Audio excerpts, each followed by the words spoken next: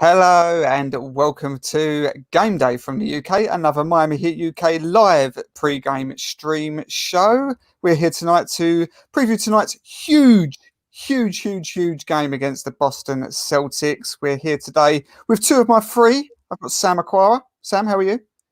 Grand. How about you? Yes, I'm good. I'm feeling good. I'm feeling optimistic. I'm happy. I'm energized. I'm ready to go. John Jablonka, how are you, sir? Yeah, I'm doing great, thanks.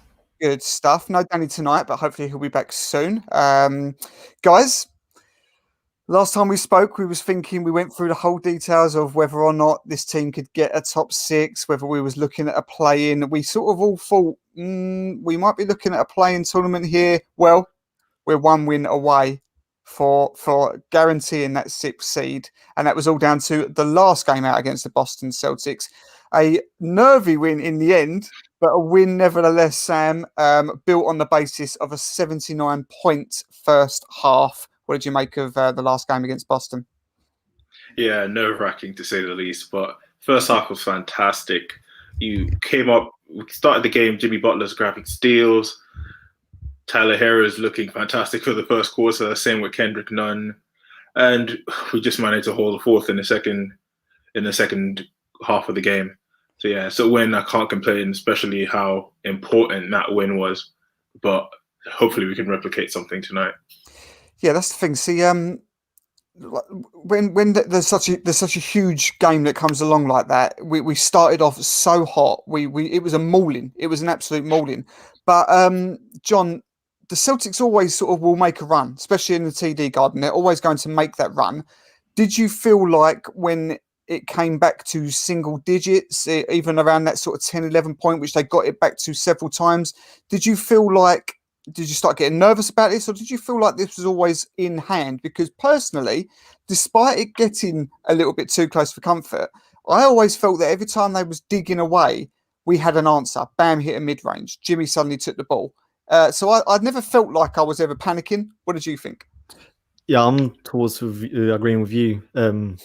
That third quarter by Jimmy, he just took over, and if he knew what was at stake, and when they were making a run, Jimmy just said like, "No, let's just calm it down," and then I don't think he even passed to anyone. He just took a ball himself, did a shimmy, just scored all the points. Then Bam was clutch as well. So I wasn't nervous at all.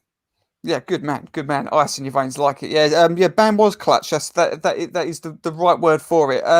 Sam, just coming back to Jimmy for a second there.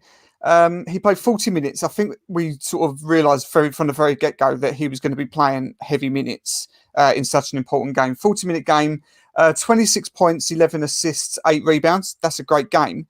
Do we ever feel like, because I think in that first half, despite all those points, I think that he only had one field goal or something like that at that point. He ended up taking over a little bit when it needed to. But do you feel like going forward, especially now in a playoff run, we're going to need him to be that little bit more assertive on terms of a point scoring basis? Because we know what Jimmy can do. We know he likes to control the game. We know he likes to assist, bring his teammates into it, etc. But do you feel like we're going to need that sort of 30-point Jimmy game sort of almost all the time now when we come into the playoffs? I don't think so. I'm glad you mentioned that he loves to control the game, and that's absolutely what we need him to do, because we're going to have to take this on a game-by-game basis. And there's some nights that we're going to come out flying from the start, and there's some games that we just need him to just power in from the first second of the game. And what we just need Jimmy to do is just be Jimmy. He can just acknowledge that this first quarter is Tyler Hero, it's going to be Duncan Robinson, it's going to be Bam, and when the other players aren't pulling their weight, then Jimmy can just come take over. Literally, just be Jimmy. That's all we need. Read the game. That's it. Question coming in here, John from Davis316. Do you think Spo keeping everyone on a short leash made the sloppiness less prevalent? What are you thinking on that? Yeah, definitely. As soon as Smart just went after Hero, another possession after another possession, he was just gone. Same with Iggy. The problem was always like keeping the guards, the bench in too late, and then having Jimmy to save it with less time. This time he just said, nope, just Jimmy, Bam, save it. Keep the lead. instead of waiting for too long. Yeah, definitely. Another big guy again that sort of highlighted his resurgence, if you like, Sam, is Tyler Hero again. I think we mentioned this in the last live, but suddenly Goran looks like he's got a step back. Tyler is suddenly looking clutch again. This could be huge because I don't understate this. The Heat have been trying to find their feet all season, trying to find their identity, trying to work their way back into a rhythm, which is difficult in what was such a disruptive COVID season. But just at the right time, we've now won 6 out of 7 games, and 2 players that were so big for us in the bubble, especially last year, are now looking good again. Is this? Are we feeling this momentum, or can the Heat be a problem?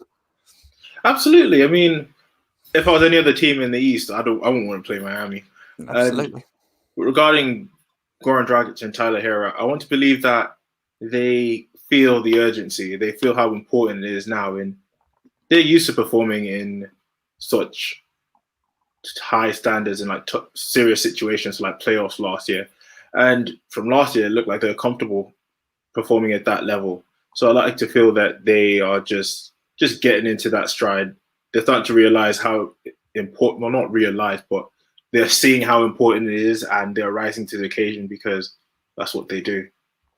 Yeah, and Davis 316 there again says, yeah, when Tyler is out there smiling, it's trouble for the other team. That's absolutely right. When he's got that confidence, he seemed like he got that swag back, that arrogance, that confidence that he burst onto the scene with, and it's really, really pleasing. Now, again, we're very guilty of building up Tyler Hero much more than maybe we, as a fan base, we should do, but I think the timing here is pivotal, so it's promising, and I'm looking forward to seeing what he does tonight as well. Especially, I think the new haircut is what's done it. To be honest, so, John, before we come on to tonight's game, I said this is sort of like a one long episode rather than usually we go and cover the last game and then we come on to the next game. But it's all the same game, really. It's the same series. So before we come on to that, Bam, Defensive Player of the Year, Jimmy Butler, MVP. Is this being underspoken about because the metrics when Bam is guarding the other team's best player, he's locking them up. Jimmy is showing, I think there was a stat to show he's had more steals and turnovers this year, and I don't think any other player gets even close to that. Should we be shouting from the rooftops about these 2 players, or do you just think it's not going to happen, whatever happens now? No, Jokic is the clear MVP. Yeah. I do think regardless of Jokic, Jimmy is having an MVP season, and if it was any other year, he would be further in the conversation. Same with Bam. Bam with his defensive player. He's having a defensive caliber season, but I think that's still locked for Rudy. Yeah, it's not diminishing them. It's just the competition is like they're locked in already. Yeah, definitely. Right, so guys, last time, as I said, we spoke about the Heat maybe looking at a play-in. If we win tonight, that's not going to happen. We guarantee the top 6. Regardless now, I think that the Hawks are probably locked into that 4 because even if they lose tonight, because of that tiebreaker, they own that tiebreaker. They've only got to beat the Rockets and the Magic, and they're ahead of us, regardless of what happens, which they're going to do. So I think that the Hawks are probably locked into that 4. The Knicks have obviously got a tough run in. That's going to be tough, just like we have. But tonight, I think that I don't think it's unrealistic to say that maybe 6 is going to probably be the most favourite. I suppose if this was done by odds now, you'd probably say that Heat are probably the favourite to hit the 6th seed. So that being said, that would look like it's either going to be the Bucks or the Nets. Before we come on to tonight's game, let's just quickly go around. Sam, Bucks or Nets? Who would you take there in the first round? Who do you think we match up best against? I'd take Bucks first. I don't want to see the Nets in the first round. Maybe not in the second round either. But I feel like it'll be a lot easier for us to beat the Bucks. Obviously, they've upgraded in this season in comparison to last season, but in certain ways, so have we. So I feel we'll be able to keep up with them. Yeah, I think it's going to be a tricky one because the Bucks will have it in their mind about what we did to them last year, and that could maybe prove against us because they could be motivated, or that could worry them. It could be in the back of their minds, especially as they always seem to fail. They've got this playoff hump, haven't they? So they won't want to face Miami. I'm sure they won't, but they're better equipped than they were last year to deal with us, I believe. I've changed my mind several times. Before I say, then John, what do you think? I'm saying the Bucks, mainly because of you're gonna have Giannis get his, and we'll build a wall again. But then if you get beat by Chris Middleton or Drew Holiday, fine. But then if let's say we kind of stop KD, then we still have to Kyrie and then Harden. And you can't stop all three of them at once. I think it will be easier to stop Chris and Drew than the other three. Absolutely. Yeah, I think that's probably right. The only thing that I think that might come into our benefit in terms of the Nets, and look, I've made no secret before that I predicted the Nets to come out the East, despite them maybe not seeding as high as what a lot of people maybe thought they would do. But I just think right now they've never really had that three together on a prolonged basis. We don't know the fitness of Harden. KD has missed a lot of time. Kyrie has looked great in times, but not great in other times. I don't know. I just think that maybe we're better matched for the Nets. But as I said, I've changed my mind several times. Either way, it's going to be a tough first round series unless we can lock into that 5th seed maybe. And then we'll probably play the Hawks, which I think would be a better playoff series in terms of just not having the sheer talent that the other teams come up against. But let's come back to today quickly. It's only going to be a short show today, guys, because I've got to jump onto another pod shortly. So let's just go around quickly. First of all, Bam versus probably Tristan Thompson tonight, because they've got no Brown, which I have to say I'm gutted about the Brown news. One of my favourite players, one of the budding young stars of this league. Really hope he gets well soon. But that's obviously a big plus for the Heat, not playing against one of their best players. But Williams as well out. So do we think, is this Bam v Tristan? John? Maybe, yeah. But wasn't I don't know who else. playing... I don't know who else they've got at centre. They've got Luke Cornett. Yeah. I'm expecting a big night from Bam again. I think it's going to be a rounded team effort instead.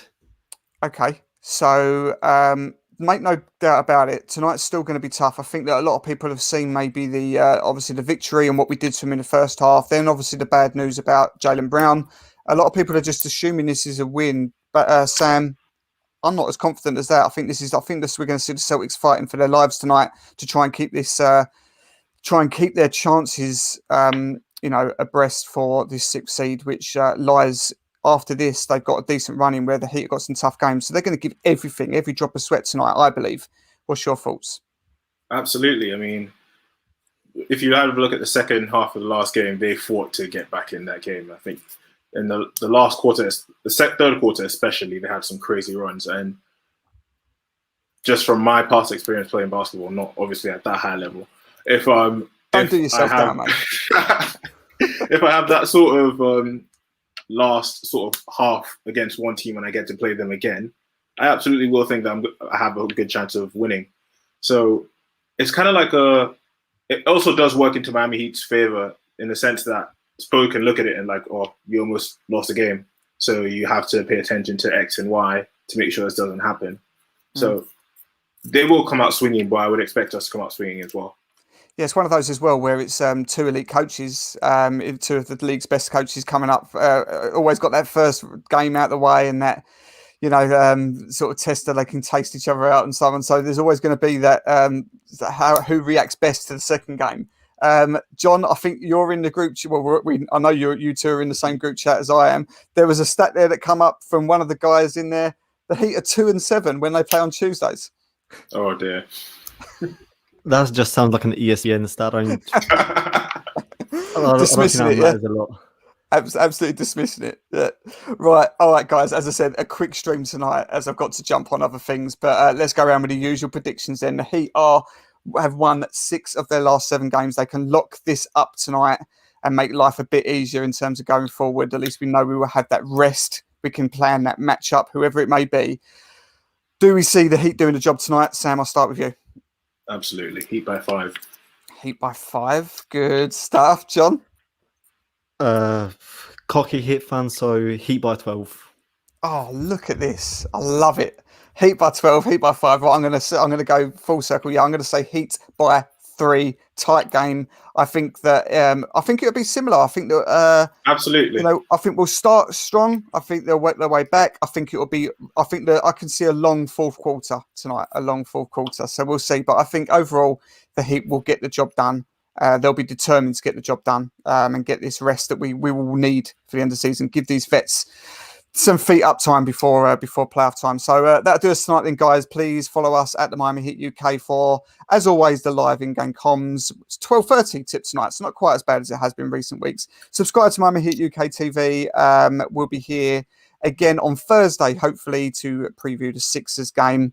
But let's get this 6th seed, guys. Let's get it. Enjoy the game.